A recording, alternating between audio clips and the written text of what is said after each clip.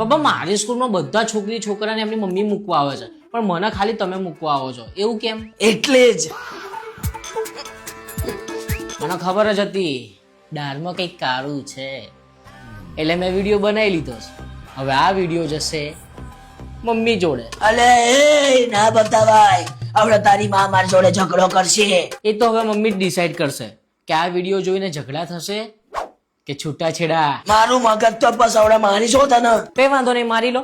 હું આ video forward કરી દઉં મમ્મીને. એ બાપા છોકરો, આ તો રાક્ષસ પેદા કર્યો મારી સાહેબ. હા પણ મારા દીકરા જો વચ્ચેનો રસ્તો કાઢ તો હારું. તમે મારા પિતાશ્રી છો એટલે હું વચ્ચેનો રસ્તો કાઢું છું. 2 દિવસ પછી મારી બેસ્ટ ફ્રેન્ડનો બર્થડે છે, એની બર્થડે માટે મારે પૈસા જોઈતા હતા. હા એક કામ કરજા, મારા પાકેટમાં જેટલા પૈસા પડ્યા હોય ને બધા લઈ જાજા, પણ પેલા વિડીયો ડિલીટ કર, અત્યારે ડિલીટ કર. હા, આવા લાગ્યું કે તમે મારા પપ્પા છો. લો, આ તમારો થઈ ગયો વિડીયો ડિલીટ. તમારો પાકેટ પેલા રૂમમાં છે ને.